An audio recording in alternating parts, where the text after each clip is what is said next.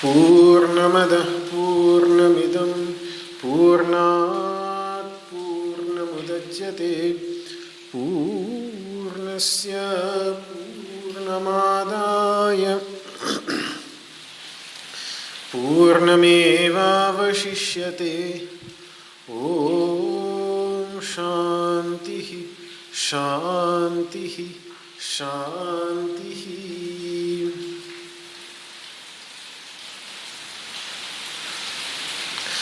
वसुदेवसुतं देवं कंसचाणूरमर्दनं देवकी परमानन्दं कृष्णं वन्दे जगद्गुरुं। सर्वोपनिषदो गावो दुग्धा गोपालनन्दनः पार्थो वत्सः सुधीर्भोक्ता दुग्धं गीतामृतं महत्। न कामयेऽहं गतिमीश्वरात् परामष्टर्धियुक्तां पुनर्भवं वा। आर्तिं प्रपद्येऽखिलदेहभाजाम् अन्तस्थितो येन भवन्त्यदुःखाः। विश्वं दर्पणदृश्यमाननगरी तुल्यं निजान्तर्गतम्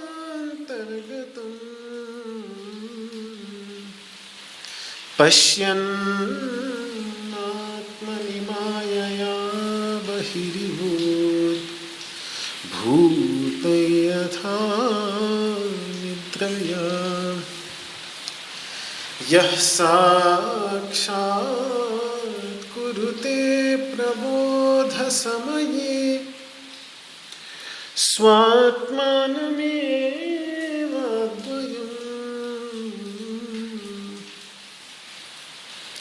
तस्मै श्रीगुरुमूर्तये नमः। श्रीदक्षिणामूर्तये।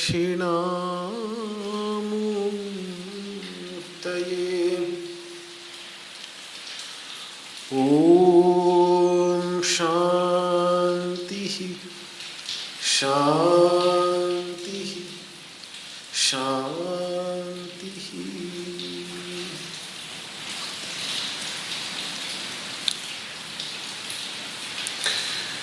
ओम नमो भगवते वासुदेवाय।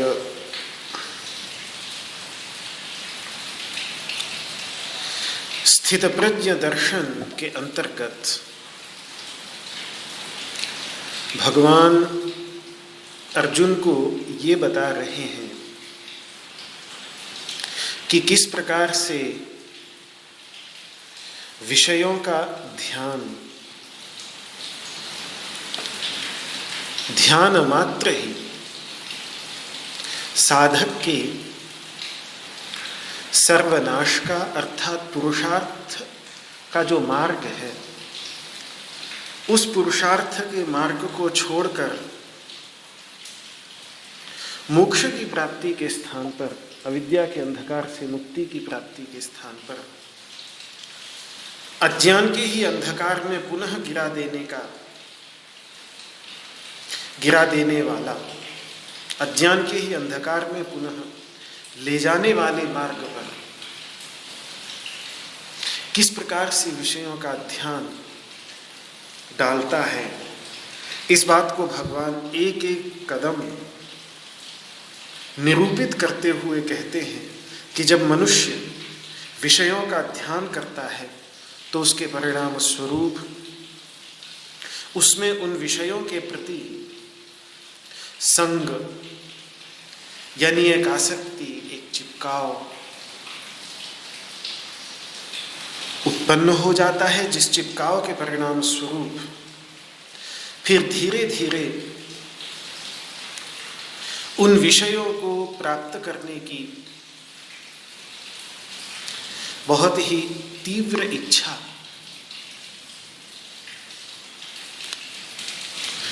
उसके हृदय में इस प्रकार भर जाती है कि फिर उसका हृदय उस विषय के लिए व्याकुल होने लगता है, आकुल व्याकुल होने लगता है।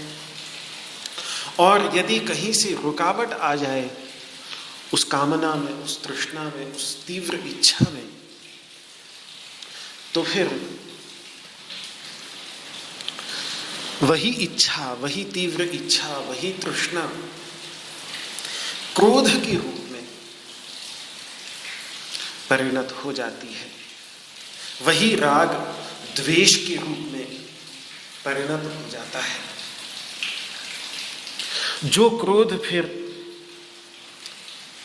मोहित ही नहीं अपितु सम्मोहित व्यक्ति की बुद्धि को कर्तव्य अकर्तव्य, क्या करने योग्य है, क्या किया जाना चाहिए और क्या नहीं किया जाना चाहिए, इसमें जो एक विवेक बना रहता है हमारे अंतर्गत, उस विवेक को विनष्ट कर देता है। ये क्रोध के संदर्भ में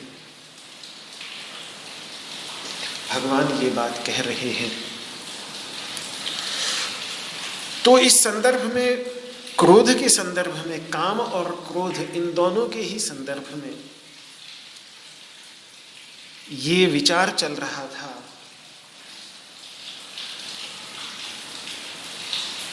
कि सामान्यतः अध्यात्म पथ की साधना के पथिक के लिए काम और क्रोध अधिकतर परित्याज्य ही है, लेकिन फिर भी थोड़ा सा विवेक करना बहुत अधिक आवश्यक है। किन्हीं विशेष परिस्थितियों में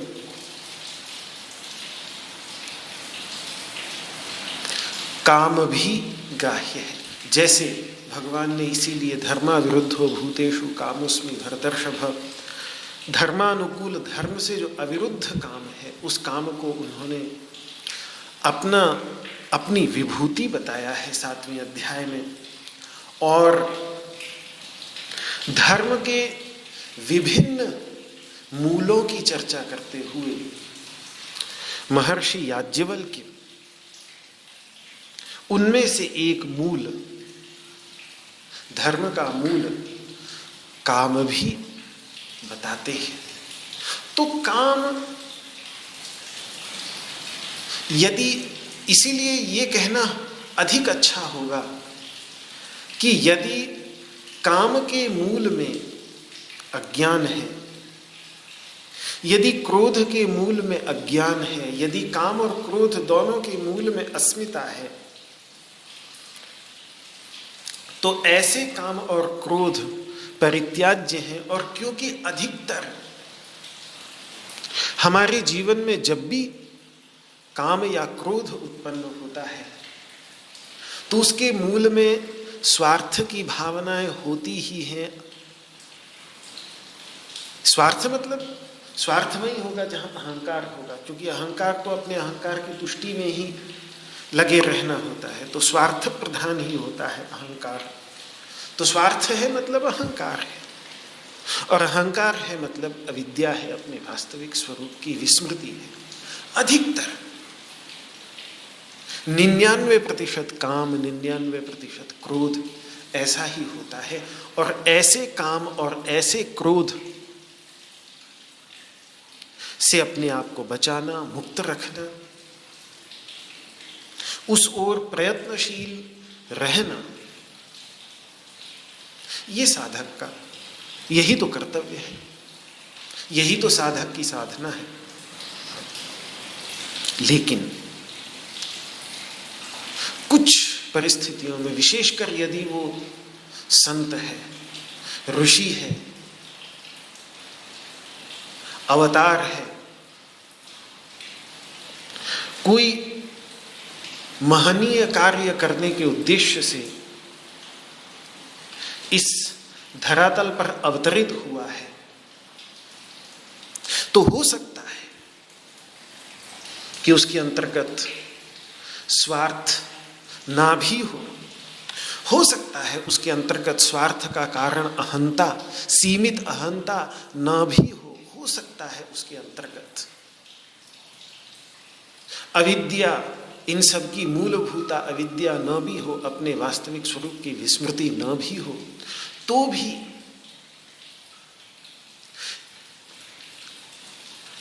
प्रेम के कारण, करुणा के कारण, दूसरे की सहायता करने की इच्छा से, एक उद्देश्य विशेष की सिद्धि के लिए,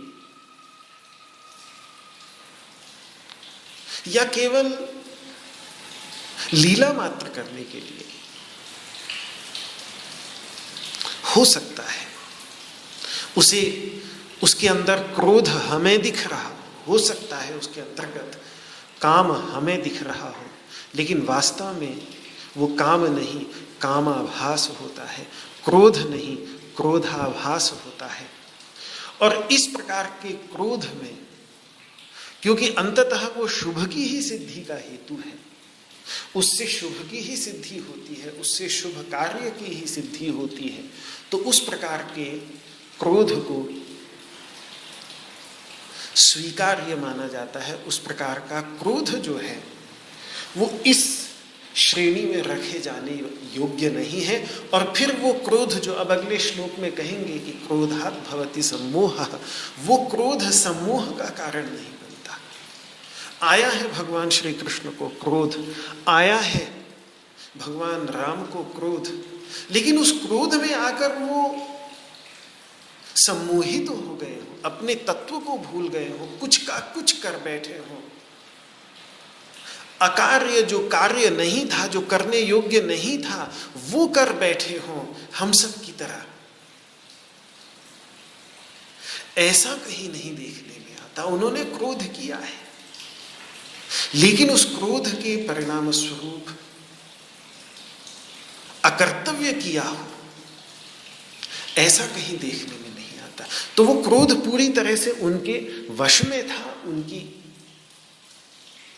एक उद्देश्य की सिद्धि के लिए था। तो इसीलिए कुल मिलाकर जो मैं बात कहना चाह रहा हूं वो केवल इतनी ही है कि यहां ये बात समझना बहुत ही महत्वपूर्ण है कि कामात् क्रोधो भिजायते, काम से उत्पन्न क्रोध ही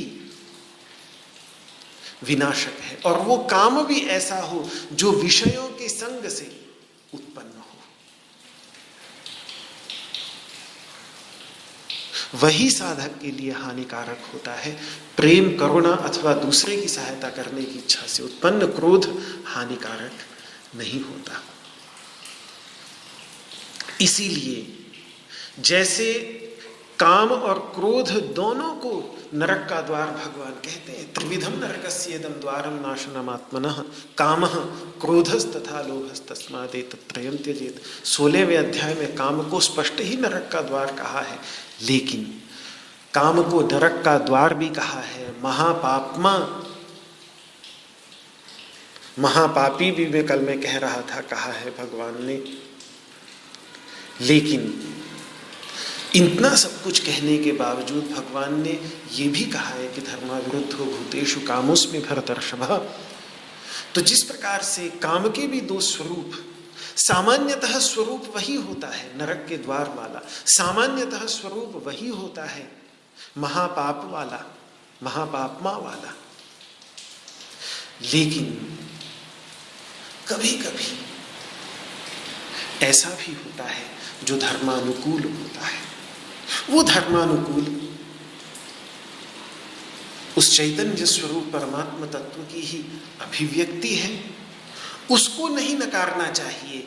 क्यों? क्योंकि उसको स्वीकार करने से अधर्म युक्त जो काम है उससे निकलने में सहायता मिलती है। यदि उसको अस्वीकार कर देंगे तो फिर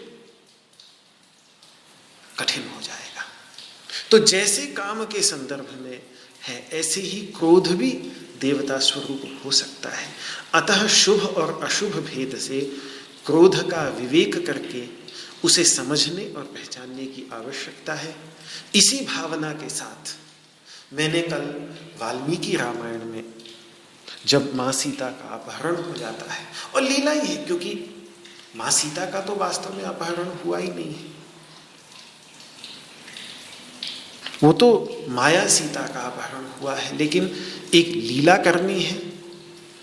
तो उस लीला के अंतर्गत भगवान ने जो एक भयानक युगांत अग्निरिव क्रुद्ध, युगांत अग्नि के समान उनके क्रोध का वर्णन महर्षि वाल्मीकि, आदि कवि वाल्मीकि करते हैं। लेकिन वो क्रोध भी केवल शुभ ही नहीं, बल्कि भगवान के उस क्रोध का भी यदि हम दर्शन कर लें,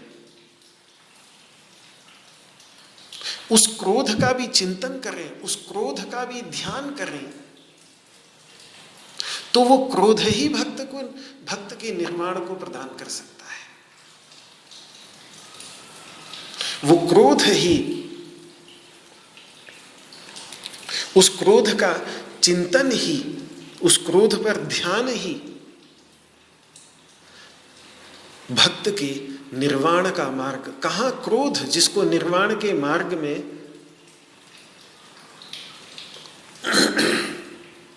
बाधक माना जाता है,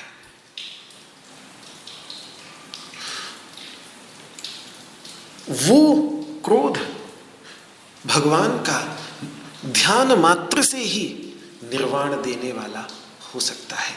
ये बात मारीच ने जब उसने प्रभु के क्रोध का दर्शन किया, तो क्योंकि वो तो भक्त था भगवान का, तो देखिए कितने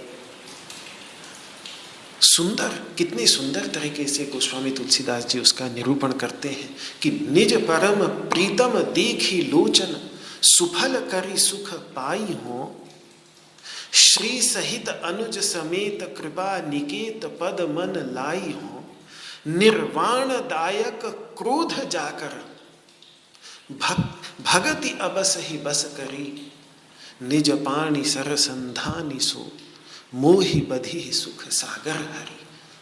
कितना निर्वाण दायक क्रोध जाकर भगत अबस ही बस करी। निर्वाण दायक क्रोध जाकर, जिनका क्रोध निर्वाणदायक है, जिनका क्रोध तक भी निर्वाणदायक है। नारद जी का क्रोध हानिकारक था, नारद जी का क्रोध उनके विनाश का कारण बना। रावण का क्रोध परम हानिकारक था, वो उसके सर्वनाश का कारण बना।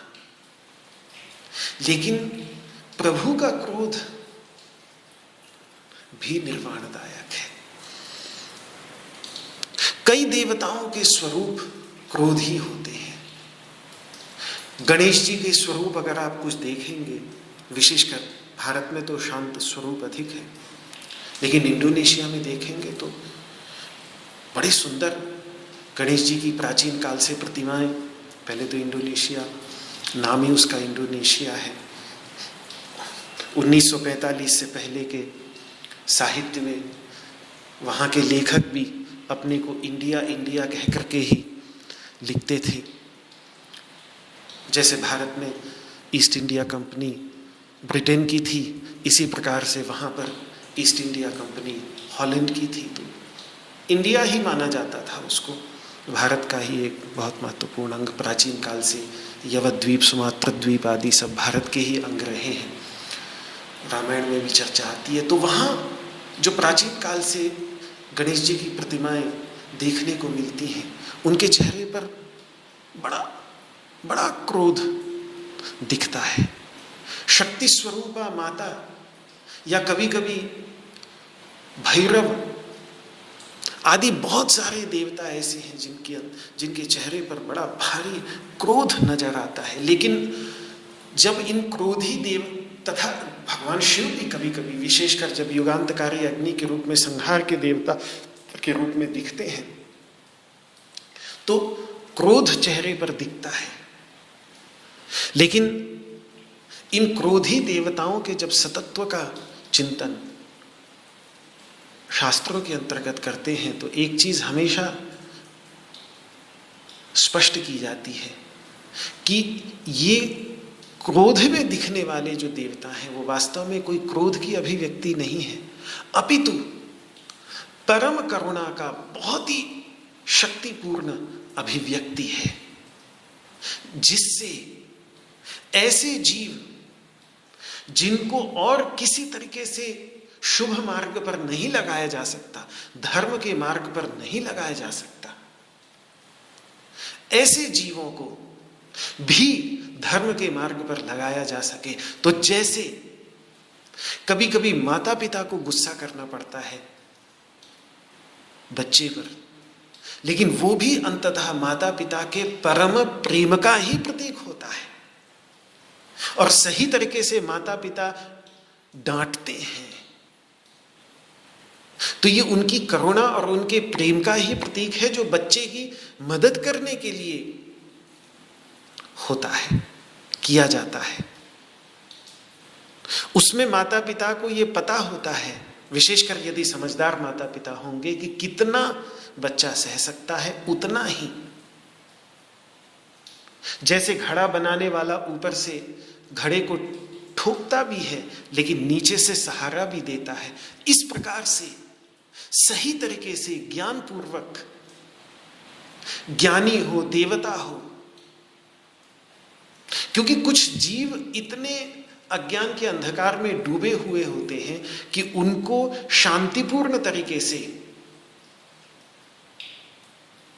धर्म के मार्ग पर लगाना असंभव है।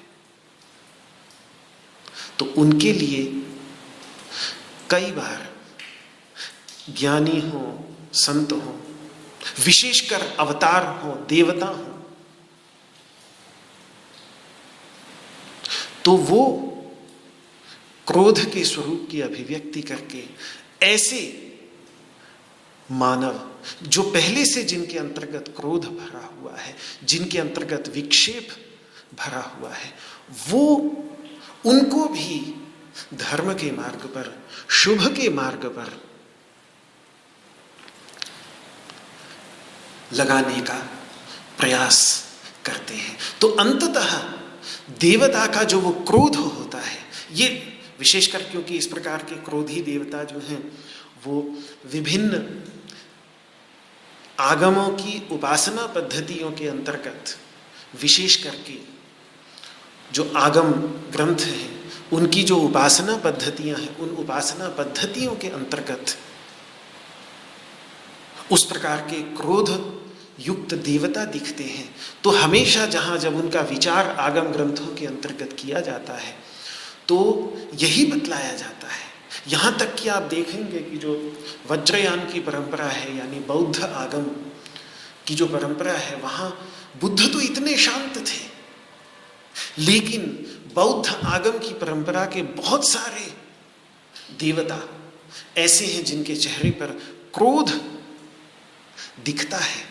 अगर आप तिब्बत में देखें, और भी जो ब्रह्मदेश इत्यादि कई देशों में, चीन में भी जो प्राचीन बौद्ध देवता बड़े क्रोधी दिखते हैं, वो सारे के सारे वास्तव में वही महाकरुणा, जो महाकरुणा बुद्ध को शांत किए बैठाती है। जो महाकरुणा, प्राणी मात्र के प्रति करुणा भगवान विष्णु को पूर्ण ध्यानस्थ मुस्कराती हुई दिखाती है, वही महाकरुणा आप देख लें। यही जो अग्रहारपुर है, तो अग्रहारपुर में जो त्रिमूर्ति है, प्रसिद्ध त्रिमूर्ति, कितनी प्राचीन दिव्य प्रतिमा, अद्भुत देखने लायक। लोग अग्रहारपुर मतलब जिसको आजकल एलिफेंटा कह देते हैं, मुंबई के अंदर जाकर समुद्र में जो टापू है जहाँ पर गुफाएं हैं प्राचीन काल की, उन गुफाओं के अंतर्गत जो मंदिर है उसमें जो त्रिमूर्ति बनी हुई है, एक और ध्यानस्थ चेहरा है, सामने का चेहरा बिल्कुल मुस्कराता हुआ चेहरा है भगवान शिव का, और तीसरा स्वरूप जो है परम क्रोधमय स्वरूप है। वो तीनों अभिव्यक्तियां, एक में सत्व की प्रधानता है, मुस्करा रहे हैं, नहीं, एक में सत्व की प्रधानता है, शांत है पूरी तरह से, एक में रजोगुण है और एक में तमोगुण है जहां क्रोध झलक रहा है। यहां भी आप देखेंगे विश्वरूप के अंतर्गत 11वें अध्याय में कितना क्रोध है, कितना भयानक वर्णन है, लेकिन उस सब के पीछे अंततः वही करुणा होती है। तो कई जो स्वयं क्रोध से परेशान हैं, क्रोध से मुक्त नहीं हो सकते, वो यदि क्रोधी स्वरूप में भगवान का ध्यान करते हैं, भगवान का चिंतन करते हैं, तो क्रोध के मार्ग से विमुक्ति, क्रोध से मुक्ति का मार्ग उनको मिलता है। इसलिए भगवान राम का जो क्रोध है, वो भी क्रोध जो रामायण इतने जोर शोर से दर्शन करा रही है, ये दिखलाने के लिए नहीं कि भगवान को क्रोध आया, वो तो लीला है। वो ये कि उस दर्शन को, उस वर्णन को पढ़कर सुनकर हम उस क्रोध स्वरूप में ही सही कि हमें भी लगेगा ना, देखो ये प्रभु बिल्कुल हमारी तरह है, हमें भी क्रोध आ जाता है, आज हमारे प्रभु को भी क्रोध आया है, तो फिर अपने साथ एक संबंध बन जाता है कि अरे तो बिल्कुल हमारे जैसा है। तो उस स्वरूप में ही वो हमारे इष्ट देव बन जाते हैं और हम उनका ध्यान करने लग जाते हैं। तो वही क्रोधयुक्त स्वरूप ही, उस क्रोधयुक्त स्वरूप में ही हम प्रभु का ध्यान करने लगे तो वो निर्वाणदायक बन जाता है। इसीलिए मारीच ये बात कह रहे हैं कि निर्वाणदायक क्रोध जाकर, जिनका क्रोध भी उस स्वरूप में मुझे दर्शन करने को मिल रहा है, उनका परम ज्ञानी थे मारीच, जानते थे कि प्रभु के स्वरूप का दर्शन यदि कोई क्रोध में भी कर ले तो भी उसको निर्वाण की प्राप्ति हो जाती है।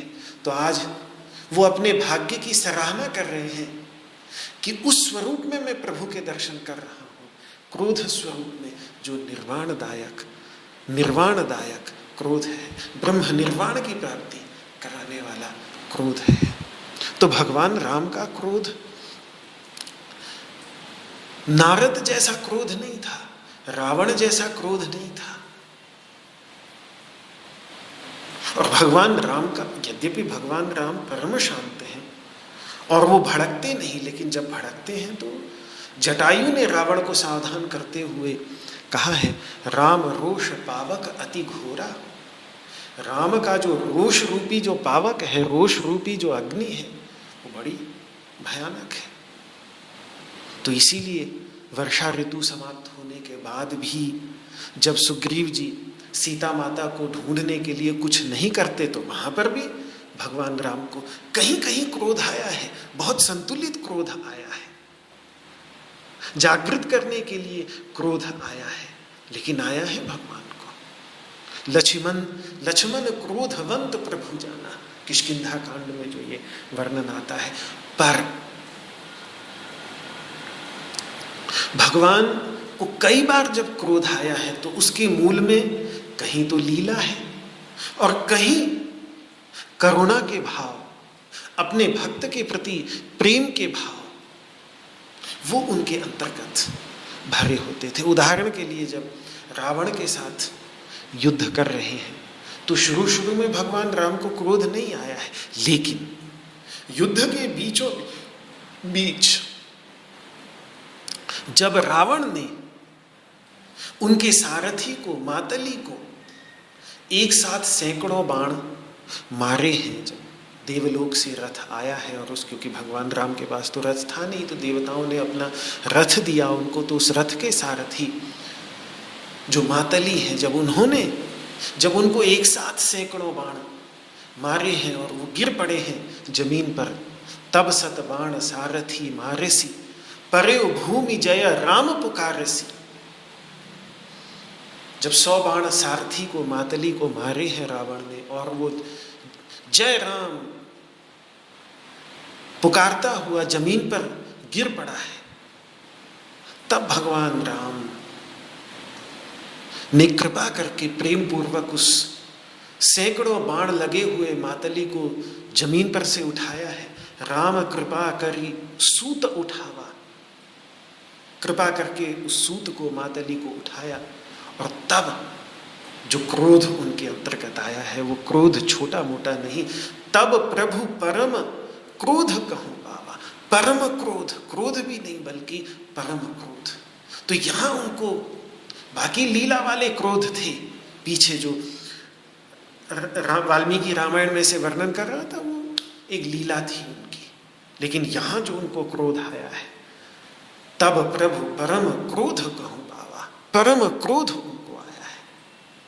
तो लेकिन इस क्रोध के मूल में कृपा है। राम कृपा करे सूत उठावा, कृपा है, करुणा है।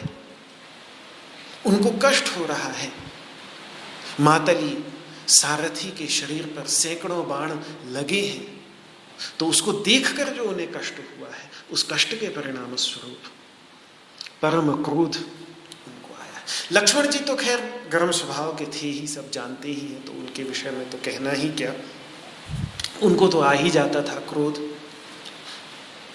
पर अब राम जी से हम चले राम भक्त हनुमान की ओर, जो परम ज्ञानी है,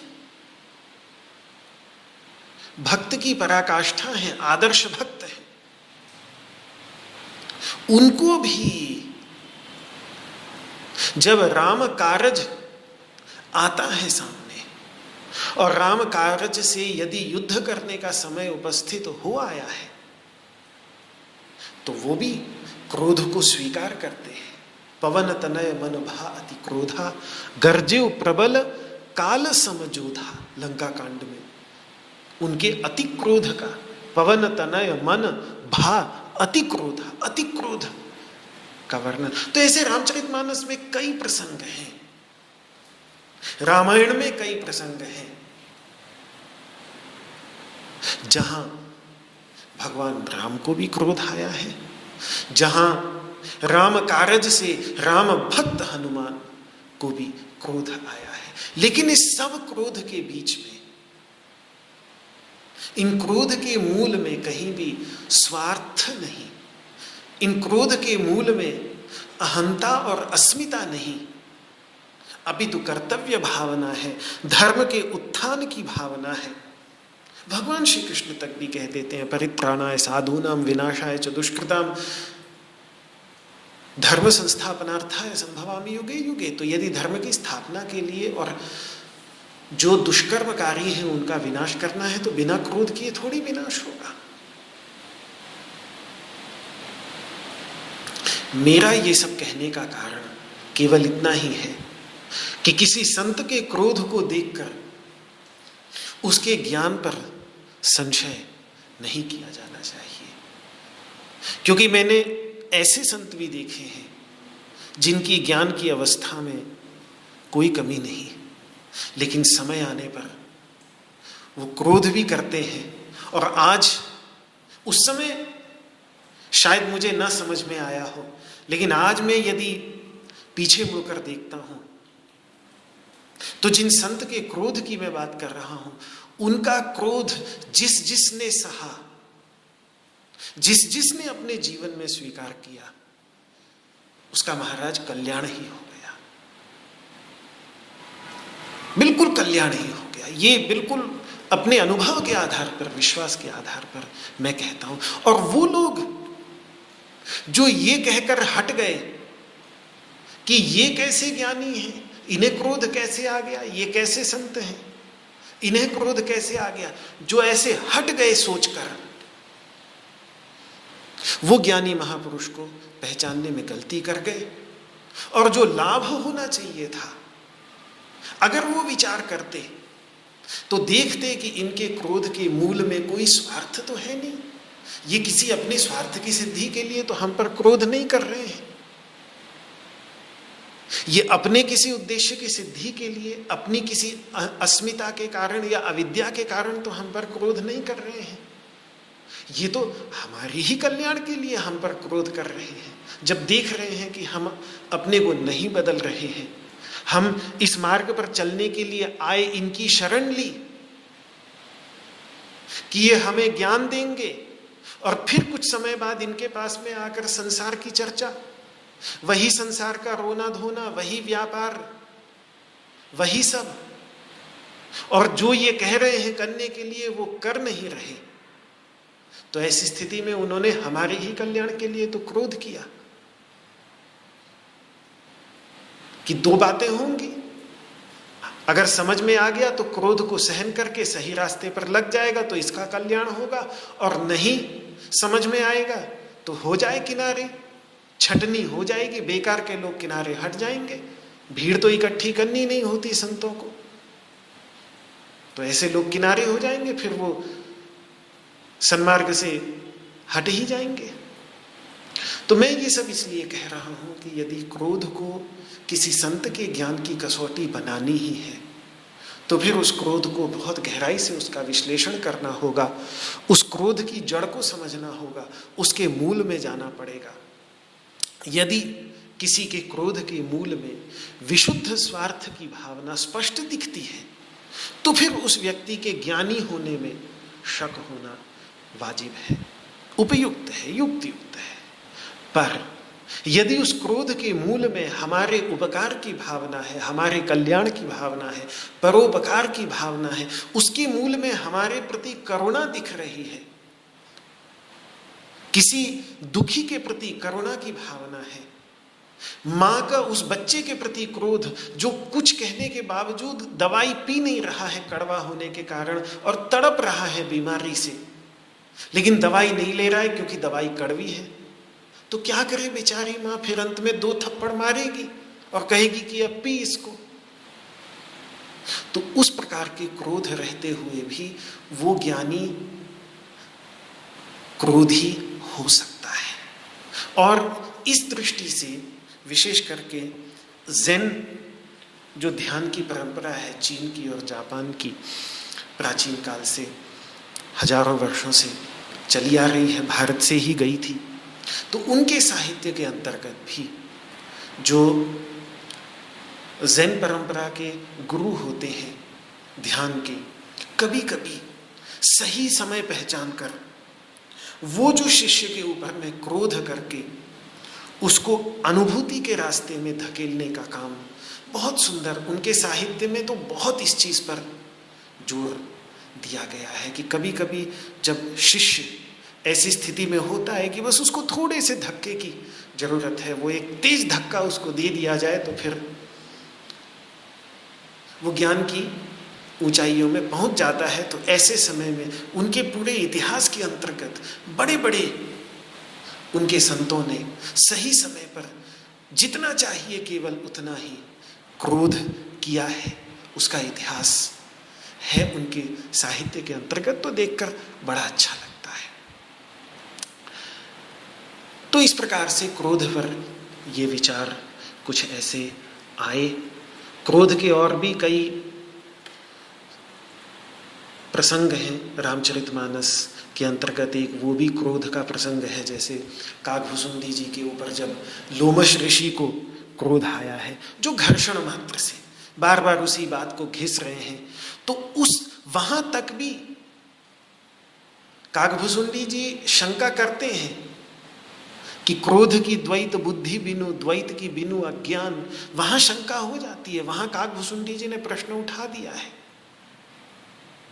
जब उनके अंतर्गत क्रोध प्रकट हुआ है लोमश ऋषि के अंतर्गत, खुद काकभुसुंड जी के शब्दों में अगर कहें तो अति संघर्षण ज्यों कर कोई, अनल प्रकट चंदन ते हुई। इस प्रकार का जो, जैसे चंदन को भी यदि कोई व्यक्ति घिसे तो उसमें से अग्नि प्रकट हो जाती है, इसी प्रकार से मैंने जब उनको कुछ ज्यादा ही घिसा तो उस घिसने के परिणाम स्वरूप उनके अंतर्गत क्रोध उत्पन्न हो गया। वो बार बार निर्गुण तत्व का निरूपण कर रहे हैं, मैं आग्रह बार बार सगुण तत्व का कर रहा हूं, तो अंत में उपज क्रोध ज्ञानिन्ह के ही, उन ज्ञानी के हृदय में क्रोध उत्पन्न हो गया। उस क्रोध को देखकर काकभुसुंडी जी ने प्रश्न जरूर उठा दिया कि क्रोध की द्वैत बुद्धि बिनु, द्वैत बुद्धि के बिना क्या क्रोध हो सकता है? क्यों? क्योंकि इस क्रोध के पीछे शायद कोई परोपकार की भावना नहीं थी या करुणा की भावना नहीं थी, अभी तो एक खीज थी कि मैं निर्गुण तत्व का निरूपण कर रहा हूं, ये सगुण में ही हट किए बैठे हैं। तो वहां प्रश्न बनता है, काकभुसुंडी जी ने प्रश्न उठाया है, वहां प्रश्न बनता है। लेकिन भगवान राम का क्रोध ऐसा नहीं है कि वो कभी खींचे हों और खींच कर लोमश ऋषि के समान उनको क्रोध आया हो। तो लोमश ऋषि का क्रोध, दुर्वासा का क्रोध, ये अलग प्रकार के क्रोध है, इनकी बात मैं नहीं कर रहा हूं। मैं भगवान राम के क्रोध की बात कर रहा हूं, जो परम शांति स्वरूप होने के कारण भी वो क्रोध जो निर्वाण को प्रदान करता है। तो बस कुल मिलाकर मैं केवल इतना ही कहना चाहता हूं कि स्वार्थपरक काम के प्रतिघात से उत्पन्न क्रोध ही सम्मोह कारक होता है, विनाश कारक होता है। करुणा एवं परोपकार की भावना से किया गया क्रोध शुभ ही है। और मैं तो यहां तक कहूंगा कि किसी शुभ कामना तक के प्रतिघात से जनित क्रोध शुभ की ही श्रेणी में आ जाएगा, यदि कामना शुभ है। और क्योंकि धर्म के मूल में महर्षि याज्ञवल्क्य ने याज्ञवल्क्य स्मृति में एक अंतिम तत्व ये भी बतलाया है कि शुभ काम, धर्म के मूल में शुभ कामना भी होती है, और उसके प्रतिघात में, उसमें यदि कभी प्रतिघात हो जाए, रुकावट आ जाए, तो हो सकता है व्यक्ति बहुत चाह रहा था कि मैं शुभ कर्म करूं, लेकिन कहीं से रुकावट आ गई तो वो क्रोध आ गया, तो वो क्रोध भी शुभ की ही श्रेणी में मैं रखूंगा। और इन सब क्रोधों का मूल जो मैं बात कहना चाह रहा था, कल भी मैंने उस ओर इशारा किया कि जैसे काम अपने शुभ रूप में एक आसुरी वृत्ति नहीं बल्कि दैवी वृत्ति बन जाता है, और उसीलिए हम उसको देवता कहते हैं, कामदेव कहते हैं। तो इसी प्रकार से जैसे वेदों में कामदेव हैं, इसी प्रकार से वेदों के अंतर्गत मन्युदेव भी है। और उन मन्युदेव की स्तुति में कम से कम 2 सूक्त और बहुत सुंदर सूक्त हैं, जो ऋग्वेद के अंतर्गत दशम मंडल के अंतर्गत 2 सूक्त आते हैं। उन सूक्तों के मंत्र दृष्टा ऋषि का नाम भी मन्यु ही है, और उनको तपस का पुत्र कहा गया है। मन्यु को तपस का पुत्र कहा गया है। जब व्यक्ति तपोमय जीवन व्यतीत करता है और तपोमय जीवन के परिणाम स्वरूप बहुत शक्ति का संचार होता है जीवन के अंतर्गत, तो कभी कभी शुभ की सिद्धि के लिए वो क्रोध के रूप में फट पड़ती है, क्रोध के रूप में अभिव्यक्त हो जाती है, तो वो क्रोध भी कल्याणकारी होता है। उस स्वरूप में क्रोध के अभिमानी देवता को मन्यु देवता वेद कहता है और उसकी स्तुति करता है। उसकी स्तुति में वैदिक ऋषियों ने सूक्तों की रचना की है। ये कहा है कि ऐसे मन्यु देवता की जो सेवा करता है, परिचर्या करता है, पूजा करता है, यस्ते मन्यो अविधत, जो हे मन्यो तुम्हारी सेवा करता है, सह ओजः पुष्यति, वो सह यानी बल और ओज का पोषण करता है। मन्यु को यहां तक कहा है, मन्यु को सर्वदेव स्वरूप कहा है, मतलब ये कहा है कि सभी देवताओं के अंतर्गत मन्यु रहता है। क्यों? क्योंकि जितनी भी तेजस्वी वस्तुएं हैं, अग्नि को देख लीजिए, अग्नि में क्रोध कम है, दाहक उठे तो क्या जलाकर सब कुछ भस्म कर देता है। सूर्य अपने रौद्र स्वरूप में आता है तो सूर्य में क्रोध कम है क्या? ये सब देवता हैं, लेकिन इनके अंतर्गत मन्यु है। जहां तेज होगा वहां मन्यु विद्यमान रहेगा। और इसीलिए मन्युरिंद्रो मन्युरेवास देवो मन्युर्होता वरुणो जात वेदाः। सारे के सारे तेजस्वियों में मन्यु रहता है। इंद्र में मन्यु है, सभी देवताओं में मन्यु है, अग्नि में मन्यु है, वरुण में मन्यु है। वरुण की दिव्य प्रतिमा बहुत बड़ी, 15-20 मीटर ऊंची, ठोस पत्थर की।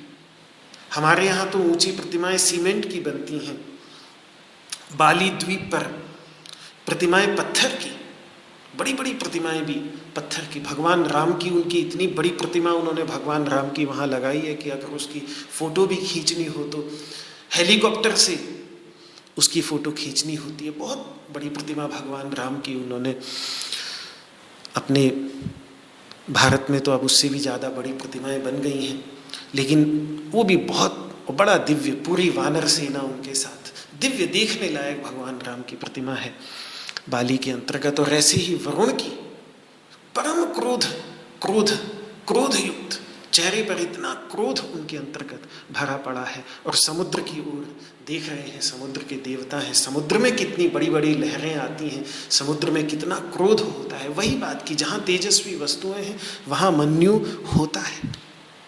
और फिर वेद का ऋषि मन्यु को तप से जोड़ता है, और तप से जोड़ करके ये कहता है कि तप से उद्भूत मन्यु मेरी रक्षा करे। पाहिनो मन्यु तपसा सजोषाः। तप से युक्त होकर वो मन्यु, तप से जुड़कर वो मन्यु मेरी रक्षा करे। रक्षा किससे करनी है? रक्षा अज्ञान रूप वृत्रासुर, अज्ञान रूप जो सबका आवरक, वृत्र का अर्थ होता है आवरक।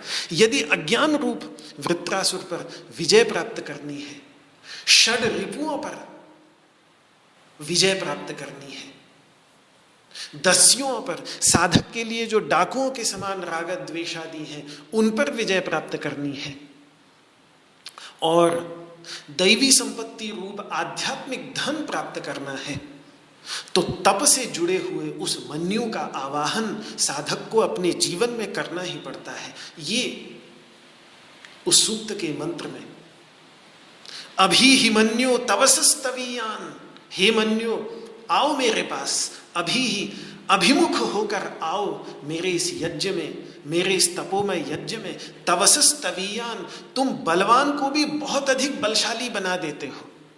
क्यों भगवान राम युद्ध के अंतर्गत क्रोध कर रहे हैं? इसलिए क्योंकि जब वो क्रोध उनके अंतर्गत उत्पन्न होता है तब पूरा बल, पूरी शक्ति निकल कर आती है, और फिर वो राक्षसों का पूरी तरह से दमन कर पाते। तपसा युजा, सहायता तपस्या की होनी चाहिए। तप की सहायता से, मूल में तप ही है। तपसा युजा विजयी शत्रु, शत्रुओं को जीत लो। जो ये षड रिपु है, जो अध्यात्म की साधना के पथ पर 6 शत्रु सताते हैं साधक को, हे मन्यु देवता उन पर विजय प्राप्त करो। अमित्रः वृत्रः दस्युः, तुम शत्रुओं का हनन करने वाले हो, तुम अज्ञान रूपी वृत्र पर विजय करने वाले हो, तुम साधक के लिए डाकुओं के समान जो ये राग द्वेषादि हैं उन पर विजय प्राप्त करने वाले हो। और अंत में जो शुभ प्रार्थना है वो यही है कि विश्वा वसूनी आभरा त्वम नः, सारे के सारे दैवी संपत्तियां, सद्गुण मेरे पास लेकर आओ, मेरे अंतर्गत लेकर आओ। तो ऋग्वेद के अंतर्गत वही वृत्रासुर का विनाश करने वाला जो वज्रहस्त इंद्र है, वो वज्रहस्त इंद्र जब हाथ में वज्र लेकर वृत्र के ऊपर दौड़ता है, और वज्र वही है, वज्र वेदों में तप का प्रतीक होता है। वज्रम वही तपः, ब्राह्मण ग्रंथ बहुत स्पष्ट कहते हैं कि इंद्र के हाथ में जो वज्र है वो तप है। वो वही परम तपस्वी महर्षि दधीची की हड्डियां सार सार उनसे बना हुआ, उनका पूरा का पूरा तप है उस वज्र के अंतर्गत। उस तप को हाथ में लेकर, उस तप से बने हुए वज्र को हाथ में लेकर जब इंद्र यानी जीवात्मा, दृष्टा, इदंद्र, जो इस सबको देखने वाला जीवात्मा है, विष्णु की सन्निधि में। विष्णु नहीं हाथ में वज्र लेते, वज्र लेने का काम इंद्र का है, शस्त्र इंद्र लेगा। और वो विष्णु की सन्निधि में जब उसके अंतर्गत शक्ति का संधान होगा, तो जब वो वृत्रासुर का विनाश करने के लिए दौड़ेगा, तो उस समय उसके अंतर्गत जो मन्यु उद्भूत होता है, जो अविद्या के अंधकार को आमूल जलाकर भस्म कर देता है, वो मन्यु, वो क्रोध देवता का प्रतीक है। और उस क्रोध को ही, उस क्षण के क्रोध को, जो वृत्रासुर का अज्ञान रूपी असुर, जिससे सारे के सारे अन्य शत्रु दस्यु सब उत्पन्न हुए हैं, विश्व को उस वृत्रासुर के अत्याचार से मुक्त करने के लिए किए गए इस मन्यु के मूल में चूंकि परोपकार की ही भावना है, अपने आध्यात्मिक विकास की भावना है, तो इसीलिए ये मन्यु देवता स्वरूप है। वही वृत्रासुर रोक रहा था दैवी संपत्ति को हमारे जीवन में अभिव्यक्त होने से। अभयम सत्व संशुद्धि, ज्ञान योग व्यवस्थिति, दान, दम, तप, यज्ञ, ये सब नहीं करने दे रहा था हमारे जीवन के अंतर्गत। उस वृत्रासुर के परिणाम स्वरूप हम इंद्रिय निग्रह करना चाहते थे तो नहीं कर पाते थे, हम दान करना चाहते थे तो लोभ आड़े आ जाता था, हम तपोमय जीवन व्यतीत करना चाहते थे तो आलस्य के रूप में अभिव्यक्त हो जाता था, हम ब्रह्मयज्ञ करना चाहते थे तो हमारे ध्यान को कहीं और भटका देता था। तो ऐसे वृत्रासुर के अत्याचार से अपने को मुक्त करने के लिए जब वो इंद्र हाथ में तप से बना हुआ, ऋषियों के तप का बना हुआ वज्र लेकर दौड़ पड़ता है, तो वहां जो क्रोध है वो क्रोध देवता स्वरूप है। तो सामान्यतः जो क्रोध रावण आदि दैत्यों में, दानवों में, असुरों में, स्वयं वृत्रासुर के अंतर्गत भी क्रोध है, लेकिन वो क्रोध जो कूट कूट कर भरा होने के कारण एक आसुरी वृत्ति है, वो भी एक विशेष परिस्थिति में इस संसार के शुभ का, कल्याण का, हमारे अपने शुभ का और कल्याण का हेतु होने के कारण दैवी वृत्ति बन जाती है। मूल में वही उपकार और आत्मविकास की भावना होती है। इसीलिए जैसे कि भगवान राम का क्रोध जो निर्बलों पर, उन असुरों द्वारा किए गए अत्याचार के परिणाम स्वरूप उत्पन्न होता है, और जिसके परिणाम स्वरूप, जिस मन्यु के परिणाम स्वरूप, क्रोध के परिणाम स्वरूप भगवान विष्णु राम के रूप में रावण का, कृष्ण के रूप में कंस का, और नृसिंह भी कितने क्रोधमय दिखते हैं, हिरण्यकशिपु आदि राक्षसों का विनाश करने में सक्षम हो पाते हैं। नृसिंहोत्तर तापिनी और पूर्व तापिनी उपनिषद है, नृसिंह के क्रोध मंत्र हैं, जिन क्रोध मंत्रों की साधना करते हैं, जिससे जीवन के अंतर्गत ये जो रिपु है, ये रिपु विनष्ट हो जाए। यही तो भगवान नृसिंह की पूजा, उपासना, ध्यान का उद्देश्य है। तो ये सब बात मैंने आपके सामने इसलिए रखी कि केवल क्रोध देखकर बाहर से हम न सोच बैठे, अभी तो ये जो दो प्रकार के क्रोध हैं, एक राक्षसी क्रोध है, एक दैवी क्रोध है, एक आसुरी क्रोध है, एक दैवी क्रोध है। राक्षसी मतलब तामसिक, आसुरी मतलब राजसिक। राक्षसी क्रोध में हिंसा की प्रधानता होती है, बेकारण, बिना कारण, बस दूसरे को कष्ट पहुंचाना ही है। और आसुरी क्रोध के अंतर्गत स्वार्थ की, काम की प्रधानता रहती है। ये दो प्रकार के जो क्रोध हैं, ये एक तरफ तामसिक और राजसिक क्रोध, और एक सात्विक क्रोध जो दैवी क्रोध है, इनको विवेक पूर्वक अलग अलग करके समझना चाहिए। साधक के लिए ये परमावश्यक है। तो इस प्रकार विवेक करते हुए जब हम, एक चीज़ जरूर है कि अपने अंदर क्रोध का विश्लेषण करें तो पूरी ईमानदारी के साथ विश्लेषण करना होगा। कहीं ऐसा ना हो कि कोई इस विश्लेषण को अपने अंदर उत्पन्न हुए स्वार्थमूलक क्रोध को ही जायज सिद्ध करने का प्रयास करने लगे कि नहीं मेरे को तो गुस्सा जो आया था ये वैसा गुस्सा नहीं था, ये तो परोपकार की भाव। तो इस विश्लेषण में साधक को बहुत ईमानदारी से अपने अंदर पहचानने में देखना होगा। और सामान्यतः मैंने अपने जो अंदर इस पर बहुत चिंतन करके अनुभव करके देखा है कि अवश्य होकर जब क्रोध के परवश होकर हम क्रोध करते हैं तो वो सामान्यतः स्वार्थमूलक कामज क्रोध होता है। और जब किसी व्यक्ति के कल्याण के लिए, उसके उपकार के लिए हम क्रोध करते हैं तो वो क्रोध केवल एक बाहर का मुखौटा होता है, एक लीला मात्र होता है, उस पर हमारा सामान्यतः वश होता है। तो यदि अपने क्रोध पर वश नहीं, ये हम ही निर्णय कर सकते हैं, अपने क्रोध पर वश नहीं, तो फिर वो राजसिक या तामसिक क्रोध ही होगा। यदि क्रोध पर वश है, पूरे वश के साथ हम सोच समझकर जितना चाहिए केवल उतना ही क्रोध कर रहे हैं, तो फिर वो क्रोध सात्विक क्रोध है। उस क्रोध की चर्चा यहाँ पर भगवान नहीं कर रहे हैं। यहाँ पर जो भगवान चर्चा कर रहे हैं वो उस क्रोध की चर्चा कर रहे हैं जो सर्वनाश का कारण बनेगा। साधक के सर्वनाश का कारण जो क्रोध बनेगा वो क्रोध होगा राक्षसी क्रोध, वो क्रोध होगा आसुरी क्रोध। दैवी क्रोध सर्वनाश का कारण नहीं बनता। दैवी क्रोध कल्याण का कारण होता है, शांति का कारण होता है, शुभ का हेतु बनता है।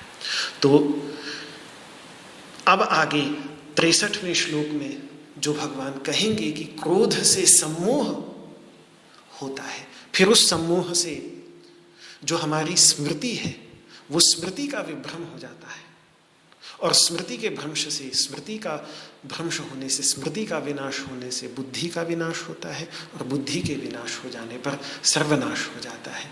यहाँ जिस क्रोध की बात कर रहे हैं वो क्रोध कैसा है, ये मुझे लगता है बहुत स्पष्ट हो गया। यदि क्रोध शुभ है, यदि क्रोध सात्विक है, तो वो क्रोध न तो सम्मोह का हेतु बनेगा, न स्मृति विभ्रम, बल्कि वो उस क्रोध के मूल में स्मृति होगी।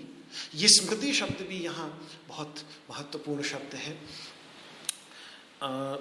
नष्टो मोहः स्मृतिर्लब्धा, ये स्मृति विषाद के वशीभूत होकर जो स्मृति चली गई थी अर्जुन की, और गीता का श्रवण करने के बाद उसको स्मृति वापस मिली है। तो जैसे विषाद ने उसकी स्मृति का विभ्रम कर दिया था, उसकी स्मृति भुला दी थी, इसी प्रकार से हमारे जीवन में आया हुआ राक्षसी और आसुरी क्रोध भी हमारी स्मृति के विभ्रम का हेतु बनता है।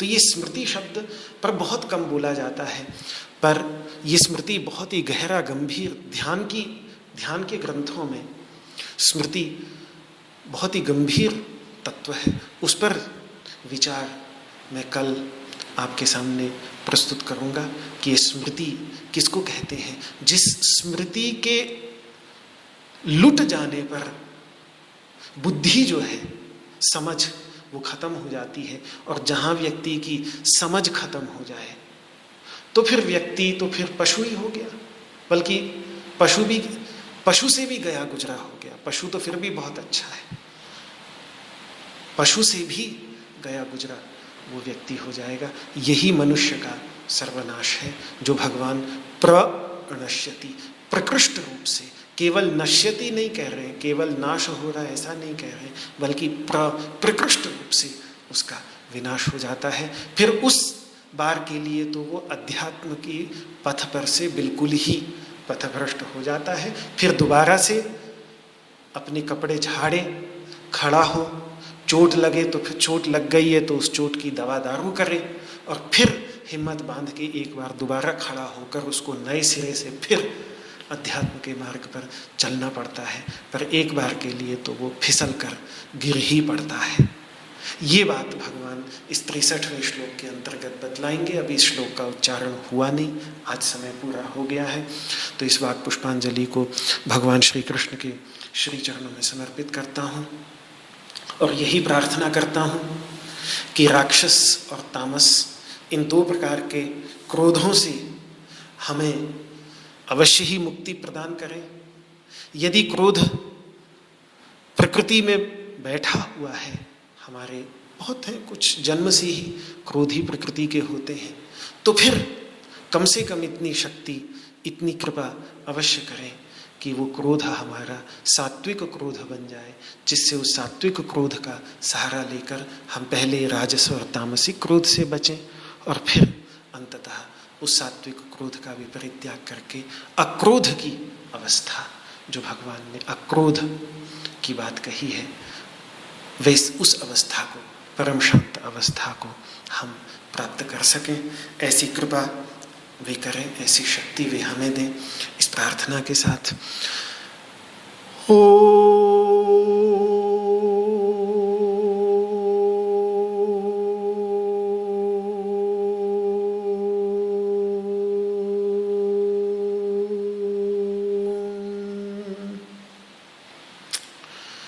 सर्वे भवन्तु सुखिनः, सर्वे सन्तु निरामयाः, सर्वे भद्राणि पश्यन्तु, मा कश्चित् दुःखभाग् भवेत्।